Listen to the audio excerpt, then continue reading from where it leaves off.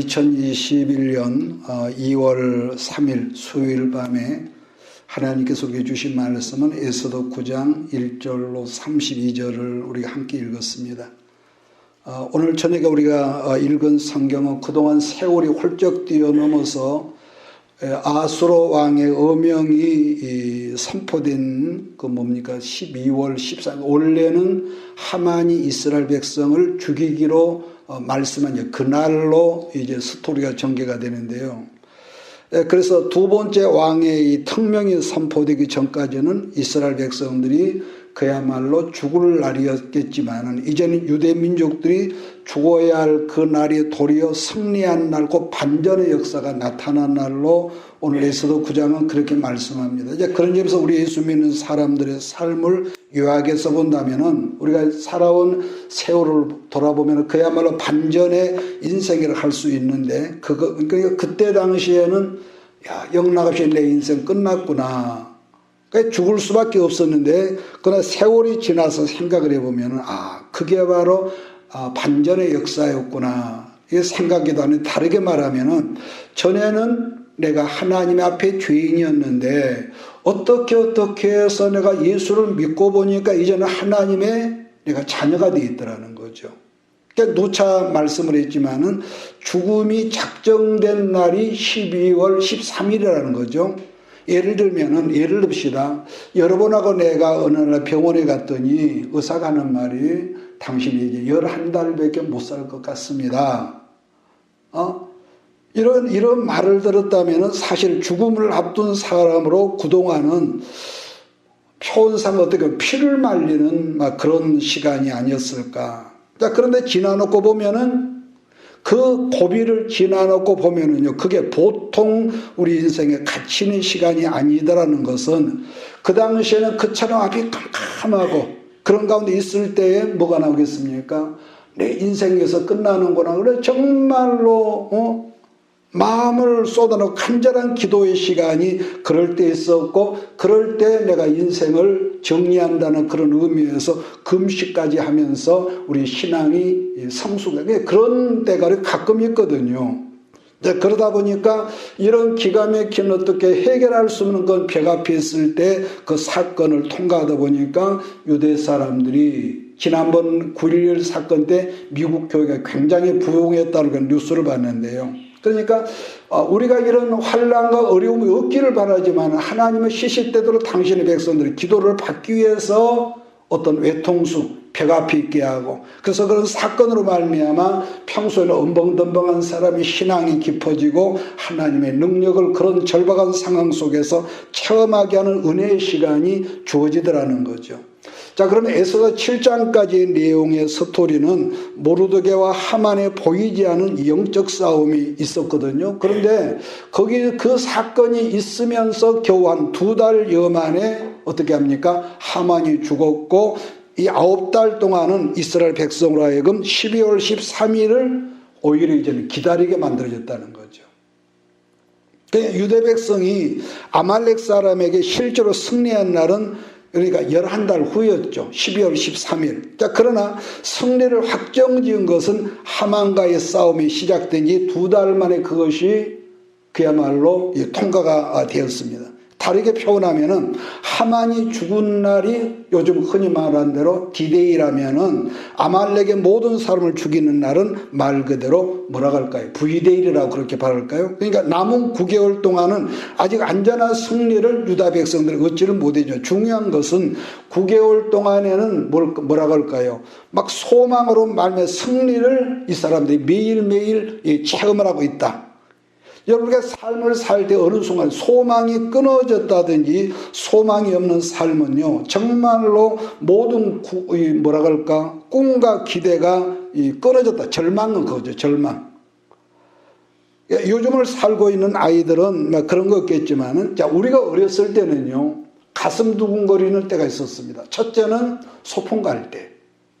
소풍 가면 소풍이나 또 설이나 이 추석 명절이 다가오면은 아이들이요 잠을 못 잤어. 왜? 그때는 부모님이 새 옷을 해주고 그다음 뭐죠? 그때는 맛있는 걸 또 먹는단 말이에요. 가난한 시대이기 때문에 근데 그 다음으로 우리가 이 아이들의 사춘기가 지나고 나서 밤잠을 또 자지 못할 때가 또 있죠.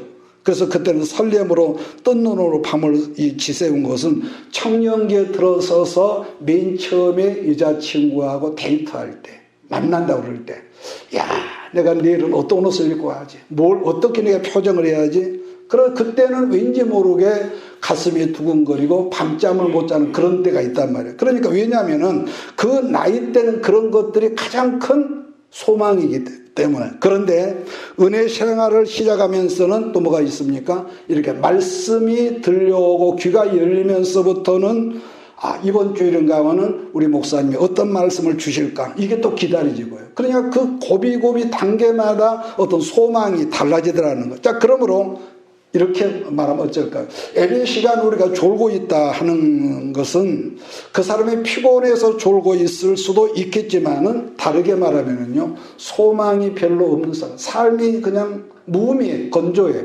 그러면은 말씀이 들려오질 않아. 그럴 때는 왠지 모르게 생각이 딴 데가 있고, 뭐 그럴 때가 있거든요. 자, 그런 점에서 여러분 기독교를 말해서 한마디로 소망의 종교라고 그러죠. 왜냐하면은 성령께서 우리에게 임재하시면 어떤 모로든지 가장 먼저 뭐가 있느냐, 그분이 우리 안에 이렇게 임재하시면 첫째는 꿈이 있거든요. 꿈이 막 생기고요.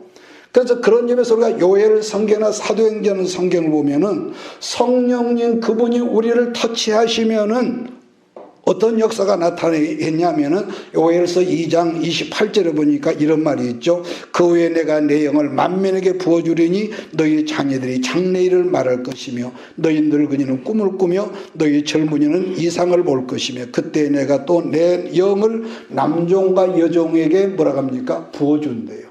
하나님께 부어준대요. 자, 그런 점에서 유다 백성은 소망 가운데서 12월 13일을 기다리고 있더라는 것인데 그걸 우리는 뭐라 할까요? 반전의 축복이다 그러죠. 반전의 축복. 자, 에스더 9장 1절로 4절을 우리 같이 읽으면서 오늘 에스더 시간 마지막을 우리가 시작하겠습니다. 같이 읽습니다. 아달을 곧 12째 달 13일은 왕의 어명을 시행하게 된 날이라 유다인의 대적들이 그들을 제거하기를 바랐더니 유다인이 도리어 자기들을 미워하는 자들을 제거하게 된 그날에 유다인들이 아수르의 왕의 각 지방 각 읍에 모여 자기들을 해하고자 한 자를 죽이려 하니 모든 민족이 그들을 두려워하여 능히 막을 자가 없고 각 지방 모든 지방관과 대신들과 총독들과 왕의 사물을 보는 자들이 모르드게를 두려워하므로 다 유다인을 도우니 모르드게가 왕궁에서 존귀하여 점점 창대하며 이 사람 모르드게 명성이 각 지방에 퍼지더라. 여러분 이 말씀을 한번 기억하십시오. 하나님께서 그 사람을 낮춰 놓으시면은 높일 자가 없고 하나님께서 그 사람을 낮춰 놓으시면은 높일 자가 없다는 그런 말을 우리가 많이 하죠. 이걸 우리는 이 반전의 축복이라 말도 하는데 이 반전의 축복이 나는 금년에 여러분과 나 우리 모두에게 있어지기를 주의 이름으로 축복합니다. 이런 역사가 있어야죠. 자, 그 다음 말씀은 하만이 자랑하던 여러분 아들들에 관한 얘기인데 그 아들들의 이름까지도 오늘 본문에 보니까 여러분 7절부터 10절까지 여러분 나오거든요. 나오는데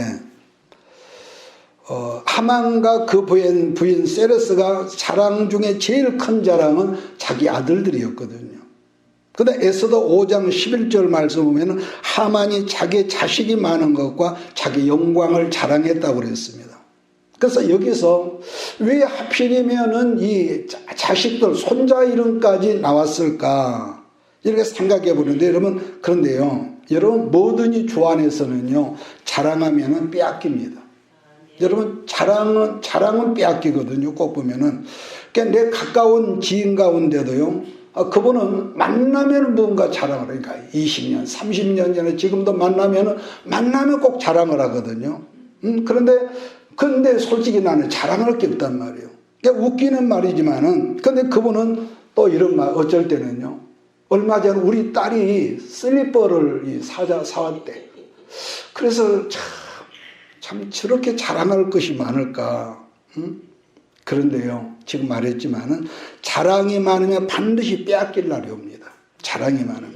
그러므로요, 영어로 살고자 하는 사람, 기도하는 사람 뭐든지 숨기고 자기를 낮출 줄 알라는 말씀인데, 이 중에서 성경을 보면은 유명한 그 히스기야 왕을 예로 들 수가 있는데, 이 히스기야 왕이 사형 선고를 받고 나서 하나님 앞에 기도 응답으로 구사일생으로 살아날 때 여러분 바벨론에 사신들이 왔단 말이에요. 근데 우리가 역사적으로 그때만 해도 히스기야가 왕으로 있을 때면 바벨론은 신흥 하나의 조그만 작은 나라였습니다. 그때만 해도. 근데 그 바벨론 사신들이 히스기야에게 와서 축하하러 왔을 때에 히스기야가 우쭐해가지고 왕궁에 있는 모든 보물 창고를 열어서 그 사신들에게 다 보여줬다고 그랬습니다. 그런데 이 사신들이 돌아가고 난 다음에 하나님께서 그 당시 선지자 이사야에게 무슨 말을 하냐면은, 네가 오늘 자랑했던 모든 보물과 네 자손들이 그 바벨론에 빼앗길 날이 올 것이다. 그런 말씀을 하거든요. 그러면 그렇다면 우리는 뭘 자랑하느냐? 예수 그리스도 외에는 바울이 말한 것처럼요, 자랑할 것이 없습니다. 여러분 그러잖아요. 자, 드디어 12월 13일이 되었는데 여기서 보면 두 파트로 나뉘거든요. 한 파트는 서울, 그 당시 서울이었던 수산궁에서 벌어진 사건이고, 그 다음에 다른 파트는 바사 제국의 몇 개 도라고 기억합니까?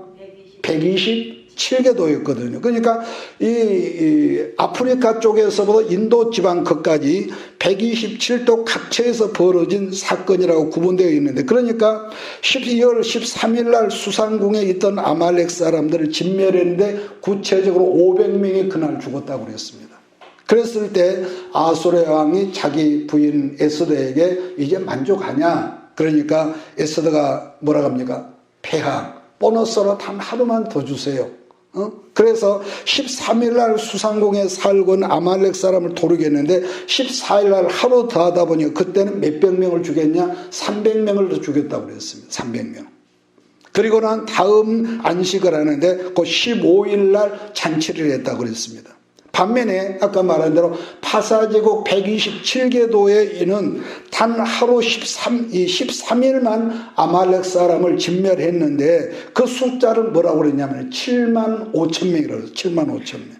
그러므로 127개 도에 있던 사람들은 14일 날 잔치를 했고요. 그게 시작이 돼서 지금도 이스라엘이 2500년 전에 있었던 거 사실인데, 지금도 12월 14일을 무슨 절기로 지킨다? 우리나라 설이나 추석처럼 큰 명절이죠. 유월절과 불임절이죠. 불임절을 이렇게 지키고 있습니다. 자, 반복 설명하면은 14일은 본문에나 14일은 파사제국 127도이던 유대인들이 잔치를 벌였고, 15일은 수산궁, 꼭 그때 당시 서울이죠. 수산에 있던 유대인들이 잔치를 벌였다고 본문은 말씀합니다. 여러 번 제가 반복했지만은 신구약 성경 속에서요, 예수님도 반복적으로 같은 말씀을 반복할 때는 반드시 뭐가 있다고 그랬습니까? 어떤 메시지가 그 속에 숨겨져 있다 했던 것을 여러분 기억할 거예요. 자, 왕이 조서를 내렸을 때에 아말렉 사람을 죽이란 문장이 있었고, 그 다음에 또 뭐가 있었습니까? 기억합니까? 아말렉 사람의 모든 재산을 탈취해라. 왕이 명령을 했단 말이에요. 그런데 우리가 오늘 본문 성경 읽어보면은 유대 사람들이 아말렉 사람을 전부 다 죽이긴 했는데 뭘 하지 않았다고 했냐면은 왕의 조서대로 재산을 탈취하지 않았다는 거예요. 그러니까 명령대로 아말렉 사람을 죽이긴 했는데 그들의 재산에는 손을 대지 않았다. 그러면 왜 그랬을까? 왜 왕은 명령인데 그랬을까? 여기서 우리가 읽어보면은요, 9장을 읽으면 재산에 손대지 않았다는 것을 몇 번을 반복하냐면은 3번을 반복합니다. 몇 번이요? 3번. 10절은 하만의 일족을 모두 다 죽였지만 그들의 재산에는 손을 대지 않았다는 말씀이 있고, 그 다음에 9장 15절 16절을 제가 읽습니다. 아달월 14일에도 수산에는 유다인이 모여 또 300명을 수산해서 도륙하되 그들의 자산에는 손을 대지 아니하였고, 16절 왕의 각 지방에는 다른 유다인들이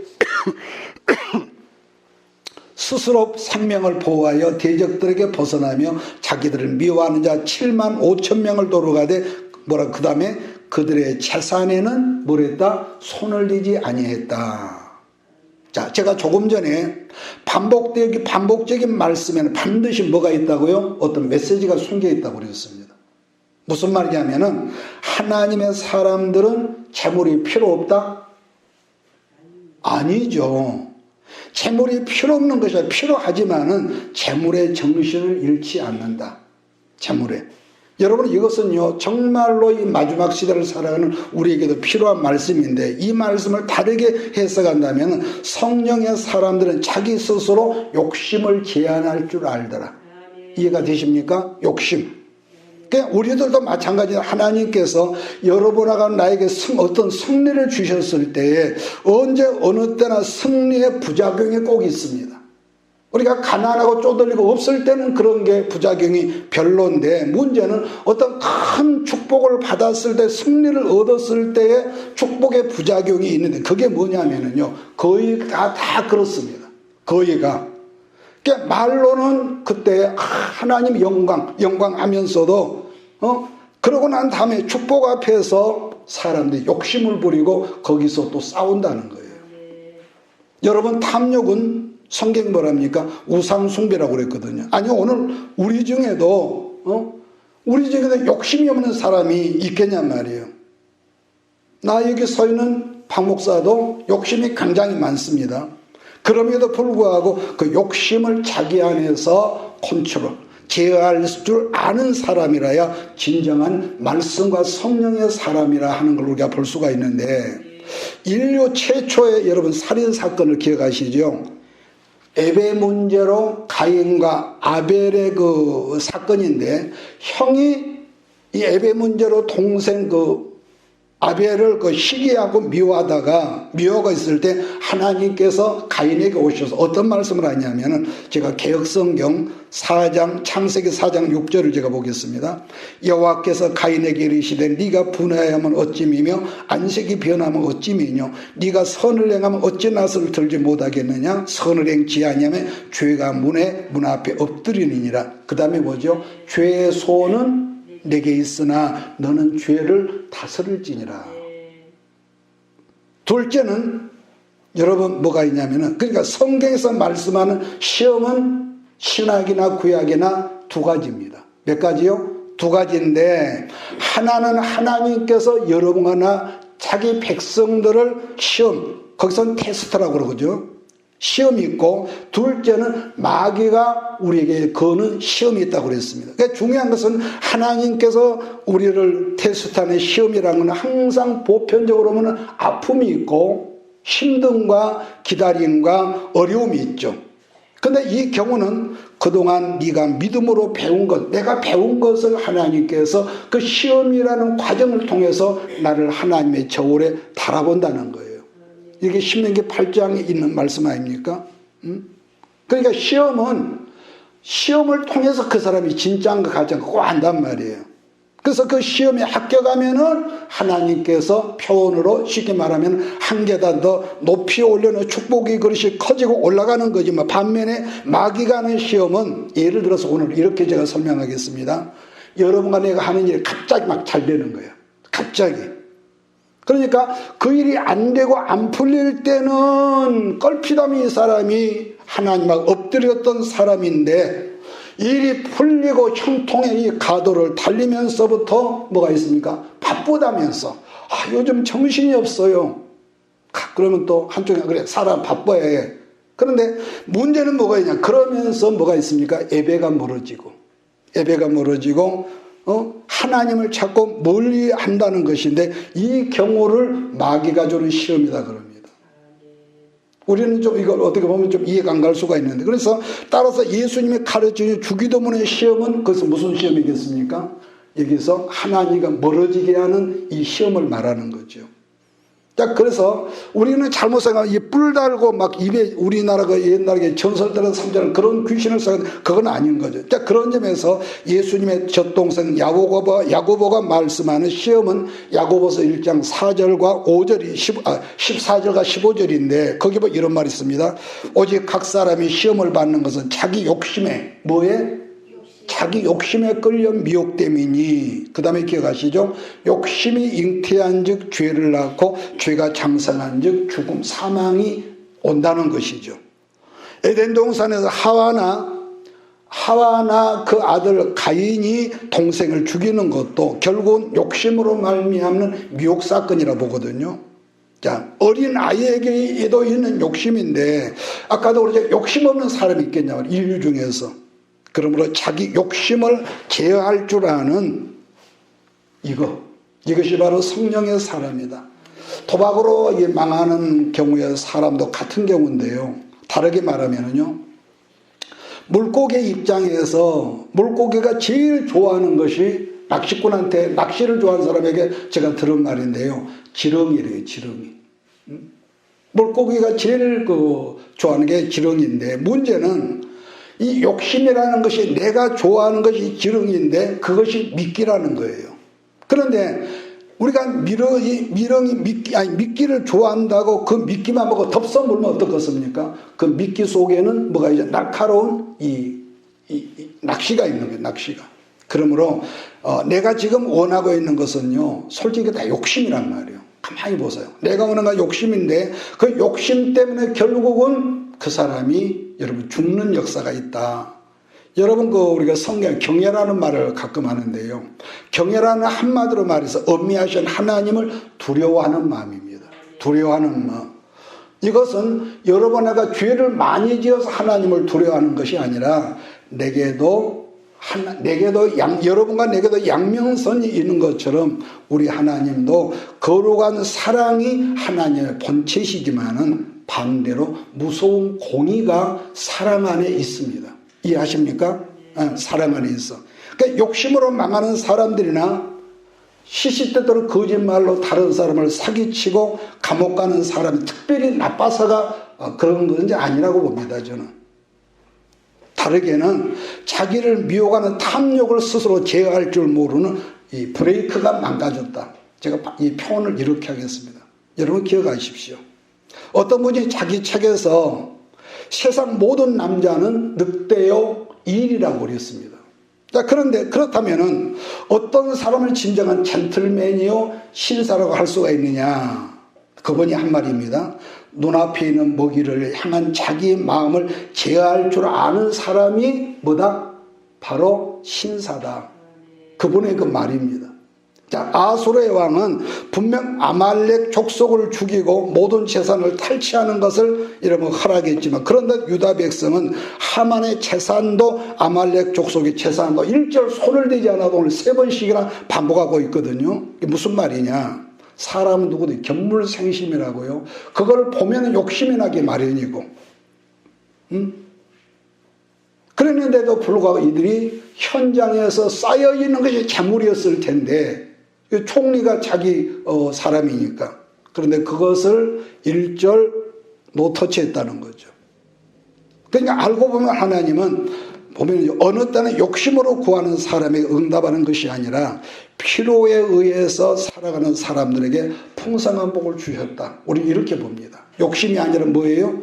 필요입니다. 필요. 알고 보면 필요입니다. 따라서 지금 여러분이 구하는 모든 것이 우리가 필요인지 욕심인지를 우리가 확인을 해보라는 거죠. 필요인지.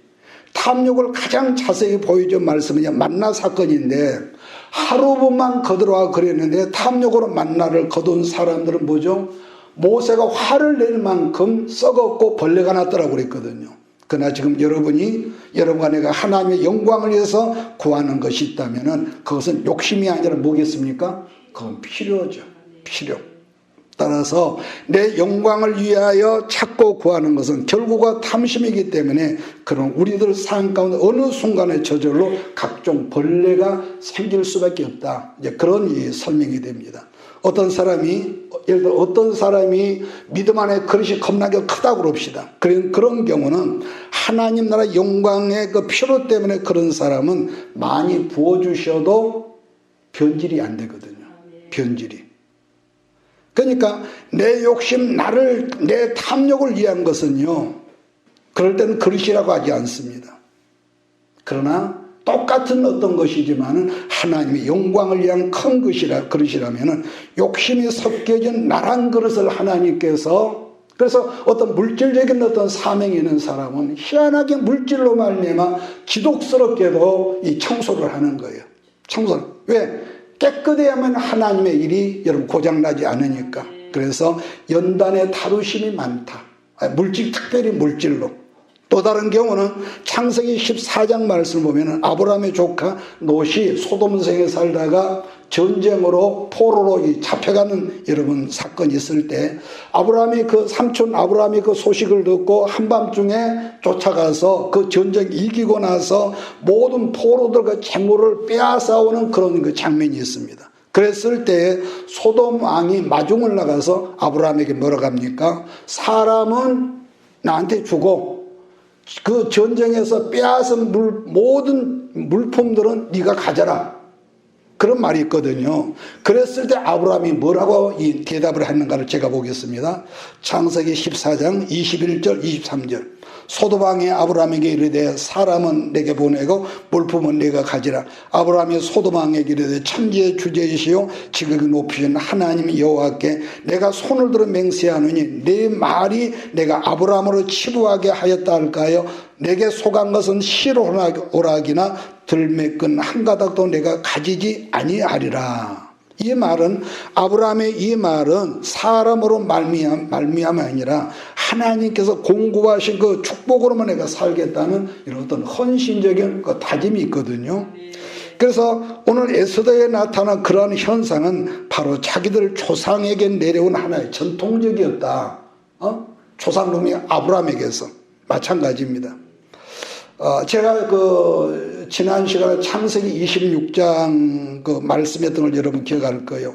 똑같은 조건, 똑같은 환경 상황에서 하는 일이었는데 하나님의 말씀에 의해서 순종했더니 하나님께서 복을 주셨는데 이삭의 사업장이 블레셋 사람의 사업장보다 몇 배라고 그랬습니까? 100배라고 그랬거든요. 100배를 다르게 표현하면은 다른 사람들이 100년 동안 사업을 해서 얻어질 복을 이삭은 하나님의 특혜로 말미암아 1년 동안의 그 많은 복을 받음으로 블레셋 사람이 시기를 했다고 그랬습니다. 여러분 성령의 사람이 여러분 모든 그 시작이 욕심으로 말미암았다면은 그것은 절대로 그 사람 오래 못 갑니다. 절대로 오래 못 갑니다. 특히 영으로 살고자 하는 그런 꿈이 있었던 사람이. 그런데 오늘날은 뭐가 있습니까? 우리 선교사님들이나 어렵게 살아가는 목사님들을 보면은 처음 시작은 막 사명을 가지고 복음을 가지고 있는데 어렵게 살다가 사람 눈치를 보고 살다 보면 복음이 없어져 버렸어. 복음이 없어졌어. 그래서 여러분과 내가 악한 죄를 많이 지어서 나쁜 사람이기보다는 우리는 아무리 그동안 연단을 받았고 훈련을 받았고 어떤 힘든 고난의 세월을 살았을지라도 중요한 건 제가 늘 하는 말이 있죠. 여러분과 내가 지금 강단에 서서 이렇게 큰 소리 하지만은 우리는 하나님 앞에 있지만은 나라는 종자 자체가 하나님 앞에 불량품이라는 거예요. 그렇잖아요. 넥타이 메고 양복 입으니까 우리가 괜찮게 보이지만은 공의 하나님 앞에서는 불량품이다. 그러다 보니까 예수 그리스도의 생명의 어떤 말씀의 에너지가 여러분과 내 속에서 에너지가 고갈되면은 뭐가 있겠습니까? 평소에 없었던 옛사람의 어떤 그런 나쁜 어떤 것들이 나타날까요? 안 나타날까요? 나타납니다. 그러니까 여러분이 나쁘고 내가 뭐 좋고 이런 것이 아니라 사람은 다 그래. 말씀의 에너지, 성령의 에너지가 우리 안에서 함량 미달이 돼버리면은 악한 어떤 본성이 나도 몰래 나온다니까요.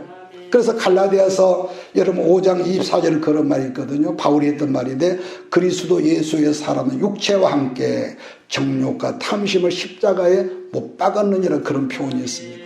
몇 번 제가 했지만은 그래서 오늘날 참 이런 부분은 내게도 그런 것이 없는가 돌아보는데 어떤 부흥 강사 목사님이 신령하다고 그러느냐. 그 기준이라고 하는 것은 오직 돈이 있죠. 그래서 그 부흥 강사가 능력이 있다고 하는 것은 교인들 주머니에 돈을 많이 끌어내는 사람을 탁월하고 신령하다고 그렇게 표현하더라는 거예요. 그러니까 하나님 말씀을 통하여서 심령 아픈 상처 있는 사람을 치료하는 것이 보다도 어떻게 하더니 돈, 또 어떤 사람은 내가 있는데도 강사 반지를 해줘야 복을 받아서 뭐 그런 말을 하니까 정이 뚝 떨어져요. 정이 뚝 떨어져. 여러분 돈은 정말로 필요한 거예요. 재물은. 이유 불문하고 잠언 30장 8절로 9절에 보면 이런 말이 있거든요. 곧 헛된 것과 거짓말을 내게서 멀리하옵시고 나를 가난하게도 마옵시고 부하게도 마옵소서. 그러고 뭐라고 합니까? 오직 필요한 양식으로 나를 먹이옵소서. 내가 혹 배불러서 하나님은 모른다 여호와가 누구냐 할까 하오며 그 다음에 내가 너무 가난해서 도둑질하고 내 하나님을 욕되게 할까 내가 두렵습니다. 참 귀한 말 아니겠어요? 반복하지만은 재물이 없으면은요 우리는 아무리 주의 일을 하고 싶어도 하나도 못합니다. 이 마지막 때는. 그러니까 똑같은 물질의 보유함도 그래서 아까 말했죠. 나를 위한 욕심이 아니라 하나님의 영광을 위한 필요에 의해서 구할 줄 아는 저와 여러분들에게 주의로 축복합니다. 하나님의 영광 목적을 위해서. 본문 에스더 9장이 너무 중요하게 느껴지는 것은 원수들에게 승리한 것도 대단하지만 아말렉 사람에게 지금 널려있는 것이 귀한 여러분 재물들인데도 유다 사람들 일절 아무도 손을 대지 않았다는 것을 표시하고 있단 말이에요. 이 속담에 아까 제가 말을 좀 했습니다만은 중이 연불에는 힘쓰지 않고 잿밥에 힘쓰는 말처럼 그러니까 이렇게 말한 나도 어느 순간에 이 재물에 눈이 팔리면은 내가 어떤 여러분 말씀을 했다 할지라도 그런 여러분 그 인생은요 인생 말이 안 좋습니다. 저는 그런 분들을 많이 봤습니다. 그러니까 물질은 어느 때도 필요한 거예요. 그런데 우리가 영으로 살고자 하는 사람들이 그렇게 물질의 그 어떤 시선이 팔리면은요 인생 끝이 안 좋습니다. 그래서 우리나라에 우리가 말하면 누구나 알고 있는 세계적인 그 목사님, 그 아주 은사와 말씀이 탁월한다고 소문났지만 결국에는 그 재물에 눈이 팔리고 보니까 그 목사님 부부도 세상 사람이 조롱거리가 되고 그 재판관 세상 사람이 재판하는 재판장에 가서 그 아들이 뭐래요? 우리 아버지가 그렇게 했단 말이에요. 창피를 당하게 하고 또 제가 몇십 년 전에 보았던 어떤 분도 그럽니다. 참 탁월하고 참 귀한 은사도 있고 그다음에 물질 문제 때문에 항상 망신당하고 손가락질 당하고 그 초한 모습을 여러분 보이더라는 거예요. 그러니까 신령하기는 하는데 이분들이 중요한 것은 물질적인 미혹에서 항상 이렇게 벗어나지고 항상 넘어지는 거예요. 그러므로 여러분 우리는 끊임없이 하나님 앞에서 우리를 부인하지 않으면은 주신 물질이 오히려 여러분과 나를 지옥으로 끌고 간다는 것을 잊지 말게 주의를 축복합니다. 제 말 이해하시죠? 예. 그러므로 우리는 끊임없이 하나님 앞에 불량품이라고 고백하지 않으면 화려한 지렁이 미끼가 어느 틈에 여러분과 나를 점령한다는 것을 여러분 잊어서는 안 될 겁니다. 왜냐? 다윗같이 탁월한 사람도 넘어갔잖아요. 아담같이 무공의 사람도 넘어졌거든요. 그래서 어떤 사람이 그저 신령하고 오늘 누가 온다. 너무너무 잘하는 그런 예언도 잘하고 능력도 있지만은 결국 하나님 앞에 갈 때 이 악한 놈아 그럴 때 그 부끄러움을 우리가 그 앞에서 어쩌겠냔 말이에요. 그래서 재물에 손을 내지 않았다는 말씀을 3번씩이나 강조하고 있는 것을 여러분 항상 주목할 수 있어야 합니다. 그래서 우리들이 지금 당장 어떤 사람이 죽을 것 같겠지만 어느 순간 하나님께 지난번에 말씀했죠. 어느 순간에 하나님께서 축복의 손을 대시면은 막막한 사막 같은 그 사람의 환경 속에 뭐가 있습니까? 사막의 강줄기가 나고 나는 여러분에게 그런 역사가 있기를 주를 축복합니다. 그러니까 지난날 우리는 살아오면서 방황도 했고 내가 나를 보더라도 멍청한 녀석은 골라서 했고 그런데 그런 것들을 이제 기억하지 말고 그때마다 베푸신 은혜를 잊지 말고 잊지 않는 가운데 여러분의 삶 속에도 불임절이 있어지기를 주의 이름으로 축원합니다. 언제까지냐? 우리만 나만 그러는 것이 아니라 본문에 있는 것 자자손손. 그래서 지금까지 2500년이 지난 지금까지도 유대인들이 불임절이란 그 명절을 성대하게 지킨다는 거죠. 그런 점에서 받은 은혜는 언제라도 여러분 언제라도 망각하고 사는 사람이 있는 반면에 언제 어느 때 은혜를 기억하는 인생들이 있습니다. 언제든지요. 그래서 요즘에는 가끔 그 유튜브 우리 교회에서 나가는 그 메시지를 보고 감사 인사를 해오는 그런 분들도 있거든요. 어떻게 보면 그게 별건 아닐 수도 있지만은 자 그럴 때 뭔가 감사하고 좀 뿌듯한 그런 것도 있고요. 그러니까 사람도 이런데 하나님께 받은 은혜를 감사하는 우리가 되자는 거죠. 큰 일만 하는 것이 아니라 그래서 옛 속담에 뭐 은혜는 물에 새기고 뭐죠? 뭐 온수는 돌에 새긴다는 말이 있습니다만 아니죠. 하나님께도 사람에게도 받은 은혜를 당연하게 생각하지 말고 늘 감사할 수 있는 저 여러분 되기를 부탁을 드립니다. 감사를 하는 사람이요 삭막하거든요. 그래서 자 그다음에 에스더 9장 26절 8절 보면서 오늘 시간 정리하겠습니다. 같이 봅니다.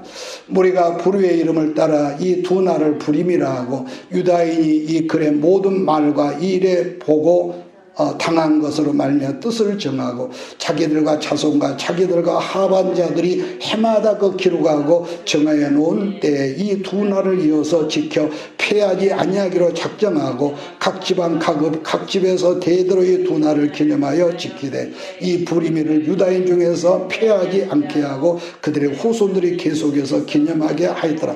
여러분들 나도 받은 바 은혜를 망각하기 시작하면은요 첫째는 있습니다. 나도 몰라 불평이 나옵니다. 원망이 나옵니다.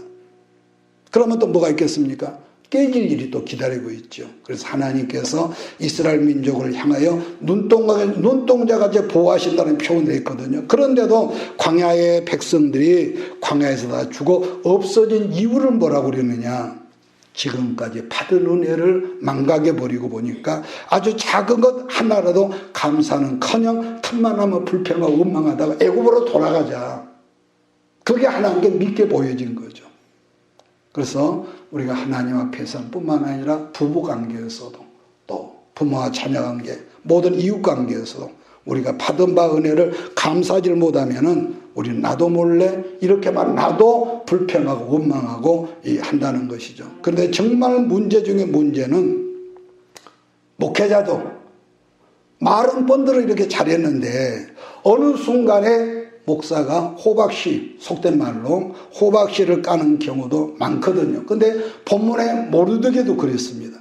동생 에스더에게 네가 왕후의 자리에 앉은 것은 이때를 위함이 아니 어찌 알겠냐 큰 소리 했는데 에스더 4장에서 말했거든요. 그런데 10장 3절을 보면은 모르드게도 그렇게 살았다는 것이 있습니다. 자, 10장 3절을 우리 같이 읽고 정리하겠습니다. 시작. 유다인 모르드게가 아수르 왕의 다음이 되고 유다인 중에 크게 존경받고 그의 허다한 형제에게 사랑을 받고 그의 백성 이익을 도모하며 그의 모든 종족을 안위하였더라. 무슨 말이냐면은 모르드게 왕 다음에 높은 사람이 되었는데도 자기를 위한 삶을 살지 않고 자기 백성의 이익을 도모하고 파산나라의 모든 종족의 안위를 위해서 살았다는 이런 해석인 것이죠. 무슨 말이냐면 한마디로 사명감으로 살았다는 거. 역사 이래로 세상 모든 권력은 어느 때든지 부패했습니다. 모든 인류 역사. 자, 그런 점에서 질문을 제가 하고 오늘 말씀을 끝내긴데요. 하나님께서 어느 날 여러분의 큰 축복의 어떤 권력의 파워를 주신다면은 그게 기쁜 일일까요? 두려운 일일까요? 솔직히 말합시다. 기쁘기도 하지만 두려움도 하죠. 여러분 그래요. 분명히 하나님께서 여러분과 나를 축복을 부어주셨다면은 기쁜 건 틀림없죠. 나도 이럴 때가 있었구나. 여러분 그렇지 않겠어요? 그랬는데 그것은 오래가지 않거든요. 그런 마음은. 처음에는 내가 사명으로 살아야 그러는데 없을 때는 차라리 그 사람이 순수했는데 엄청난 복을 받고 보면서부터 자칫 축복이 하나님께 받은 바 축복이 지옥문이 열려지는 일이 되기도 한다. 이건 내가 나한테 한 말이에요. 왜냐? 높은 여러분 산 정상은요 올라가다 빨리 내려와야 한다는 그런 속담이 있거든요. 왜냐? 높은 산은요 오래 있으면 얼어 죽습니다. 우리가 1987년도에 제주도가 우리가 한 해를 있었는데 육지에서 신혼여행 온 신혼부부가 제주도 한라산 백록당 근처에서 두 사람이 부둥켜 안고 있다 얼어 죽었어. 나중에 우리가 올라가니까 거기가 신혼부부 무덤이라고 있더라고요. 그냥 누구나 정상에 올라간 걸 다 좋아해 오는데 오래 있으면 안 된다는 거예요. 오래 있으면. 여러분 우리나라 역대 대통령들 보세요. 오늘 청와대에 들어가기 전에 별 달콤한 말을 다 하지만은 그 청와대들 그 자리에만 앉아 있으면은 다 뻘소리를 하거든요. 뻘소리. 다시 말하면은 여러분이나 나나 그 사람의 그릇이 덜 된 사람들이 정상에 오르면은 결국 죽으리라고 그 지도자 때문에 백성들이 환난을 당하고요. 그래서 오늘 에스더를 끝냅니다마는 에스더 강해가 참 이 은혜되는 것은 에스더가 왕후가 되고 나서 5년쯤 좀 되었는데 이제는 모든 게 안정화되어 있는 그런 상황인데도 뭐라고 합니까? 내가 죽으면 죽겠습니다. 자기를 포기하는 모습이 너무 가슴이 와닿더라는 거죠. 그러니까 한 제국, 나라도 아니고 한 제국의 그런 이 왕후에 있던 그 사람이 그 순간에 하나님 나라를 위해서 자기를 내려놓을 줄 알고 포기할 줄 아는 걸 볼 때에 순간적으로 나라면 과연 그렇게 할 수 있었을까? 그런 생각을 한번 해봤습니다. 나라면 그럴 수 있었을까? 하나님께서 여러분과 나를 존귀하게 하시고 축복하시며 권력도 주시고 높여주시는 역사가 있을 걸 나는 믿습니다. 나는 기대합니다. 그러면은 그 모든 것을 어디에 쓰라는 거냐? 어디에 쓰라는 거냐? 하나님께 기뻐하시는 그 일에 쓰임을 받지 않으면은 주신 복이 오히려 우리를 망가뜨리는 일이고 하나님의 저주로 들어간다. 왜냐? 우리는 인생은 스피아가 없잖아요. 스피아가 없어. 오직 단 한 번만 사는 인생인데 그래서 우리가 기도의 폭을 넓혀줘. 지금 당장 눈앞의 것만 근시적으로 보지 말고 그럼 우리가 그 눈앞에 거 보면요 째째하게 되고 여러분 그리고 유치하게 되고 그렇기 때문에 기도할 때 여러분 잊지 마십시오. 하나님 내가 부족할 때 하나님의 가슴을 내게 주시고 하나님 내게도 아비의 마음을 주시고 어미의 마음을 주셔서 예수님 닮은 그릇으로 하나님 우리가 쓰임받게 하시고 내 남편이 내 아내가 그렇게 쓰임받게 역사하여 주옵소서. 이렇게 기도해서 정말로 여러분 앞에 대로의 길이 열어지기를 축복합니다. 그래서 오늘 에스더를 끝내면서 한 가지만 더 말하고자 하는 것은 우리가 세상을 살아가면서 우리들 인생길에 어려움이 있을 수도 있고 때로는 순풍의 돛을 타러 잘 나갈 때 내게도 이럴 때가 있구나. 그럴 때 오직 하나님만을 의지할 줄 아는 여러분 우리 모두가 되어서 어떤 상황에서도 오직 주님 오시는 그날까지 우리들이 하나님 앞에 서는 그날까지 우리가 째째하고 유치하게 쓰임받는 그런 그릇이 아니라 정말로 멋지게 쓰임받는 저와 여러분 되기를 예수님을 축복합니다. 자, 오늘 에스더를 끝내고 다음 주일날은 느헤미야를 시작합니다. 숙제를 드리겠습니다.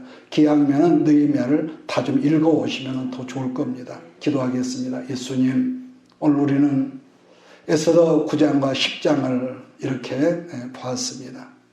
우리가 그때그때 주신 말씀을 통하여서 은혜가 있고 우리 자신을 조명하는 말씀으로 볼 때 참으로 감사했습니다. 다음 주부터는 우리가 느헤미야가 시작이 됩니다. 이 말씀이 한 계단 더 높아지고 더 넓어지고 깊어지는 영적인 귀한 체험의 역사가 있도록 우리 모든 식구들을 축복하시고 그릇이 커진 만큼 저들의 삶 속에 큰 변화의 역사가 나타나서 오직 주의 영광을 위해 쓰임받는 우리 모든 식구들로 축복하여 주시옵소서. 예수님의 이름으로 기도드리옵나이다. 내가 너와 항상 함께 하리라. 내가 너를 지키리.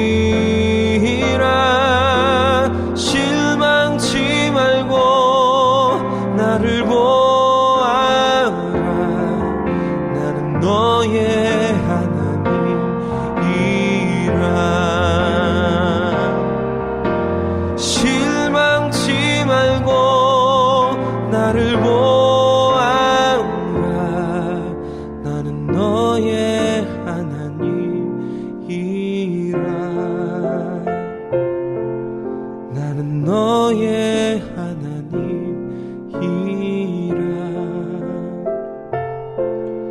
나는 너의 하나님.